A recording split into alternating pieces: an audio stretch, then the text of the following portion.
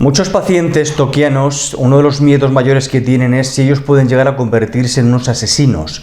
Y esto es debido a la cantidad de pensamientos violentos que tienen, sobre todo con la figura paterna, con la figura materna, con los hermanos, incluso con personas que les rodean. Podemos decir que el tokiano realmente a lo largo del día deja un reguero de muertos detrás de él. ¿Qué significa esto? Que con su pensamiento está permanentemente matando y asesinando a toda persona que le cae mal. Entonces, uno de los mayores temores que tienen los pacientes con TOC es que si realmente pueden llegar a hacer, o cometer un asesinato. Uno de los trastornos del TOC más importante, por ejemplo, cuando el miedo que se tiene a los cuchillos, a los objetos punzantes, sobre todo cuando se está cerca de los familiares o seres queridos. Entonces, ellos tienen miedo de perder el control, de agarrar un cuchillo y clavárselo al hermano, al padre o a la madre. Eso les hace entrar en pánico y tienen fantasías entonces de que pueden ser unos asesinos, y a la vez les da un sentimiento de culpa tan grande que les hacen querer suicidarse, terminar con todo, pero sobre todo el penoso sentimiento de culpa que sienten por tener semejantes pensamientos. Entonces la pregunta que se hacen, si realmente pueden llegar a ser asesinos. ¿Un tokiano realmente puede convertirse en un asesino? Y la respuesta es no. ¿Por qué? Lo dijo Freud, que el paciente con TOC, con trastorno obsesivo compulsivo, el tokiano, está protegido frente al suicidio, y frente al asesinato. ¿Qué quiere decir esto? Frente al suicidio, el tokiano tiene ideas de suicidarse, pero cuando va a hacerlo piensa: ¿y si no me suicido? ¿Y si me quedo peor de lo que estoy ahora? Y entonces, justo cuando tiene ideas de suicidarse, evita cometer el acto. Y luego también el tokiano, cuando cree que va a asesinar o que va a matar a alguien, aparentemente cree que puede hacerlo, tiene ese sentimiento, pero rápido aparece un sentimiento de culpa tan grande que le hace sentirse mal y le hace sentirse arrepentido por tener semejante pensamiento. Recuerdo un paciente tokiano que tenía miedo incluso a hacer daño a las hormigas, a los seres pequeños. Tenía mucha violencia, mucha agresividad reprimida contra todo tipo de familiares, pero que lo desplazaba a los animales pequeños. Cuando incluso pensaba que quería pisar una hormiga, decía: ahora Dios me va a castigar porque he matado un ser vivo que realmente es un ejemplo de trabajo. La hormiga es muy trabajadora, y ahí entonces evitaba incluso pisar a una hormiga, le daba hasta culpa.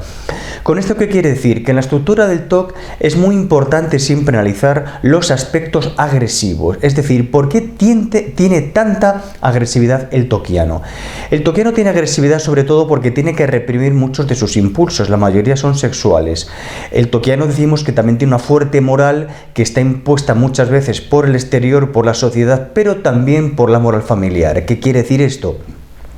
Que tiene que estar reprimiendo continuamente muchos de sus deseos, muchos de sus afectos, muchas de sus emociones, como son los celos, las envidias, un padre tiránico, una madre excesivamente castradora. Entonces él va reprimiendo toda esa agresividad, todos los sentimientos hostiles, todos los deseos sexuales, y queda ahí como una especie de saco de contención que siempre quiere salir, que siempre quiere pulsar.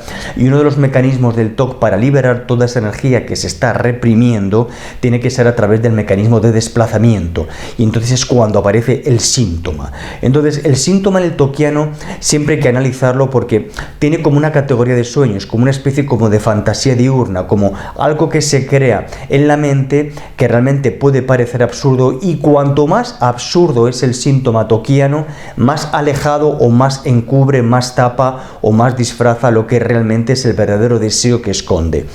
Nos tenemos que centrar sobre todo que el tokiano tiene mayormente muchos deseos sexuales, que son muchas veces fantasías de una gran, fuerza que tiene que reprimirlas porque ni mismo las tolera, Decimos que los tokianos son muy sexuales, pero siempre tiene que ver con deseos sexuales infantiles, que quiere decir deseos que se han generado en la infancia, que se han reprimido, deseos hacia las figuras familiares, y eso genera un conflicto evidentemente que tiene que ser reprimido porque dentro de él pulsa.